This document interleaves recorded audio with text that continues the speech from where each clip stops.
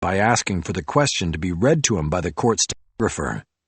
He then had to be prompted again by the judge.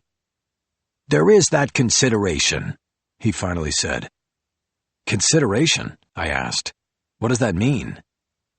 "When you have a crime of high violence, it should be considered that the victim personally knew his attacker, his killer." "When you say crime of high violence, do you mean overkill?" "That could be part of it, yes." "Thank you, Mr. Abbott.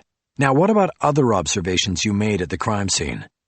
Did you form any opinion in regard to the kind of power it took to make these 3 brutal strikes on the top of Mr. Bondurant's head?" Freeman objected again, stating that Abbott was not a medical examiner and did not have the expertise to answer the question. This time, Perry sustained the objection, giving her a small victory. I decided to take what I had gotten and be happy with it. "No further questions," I said.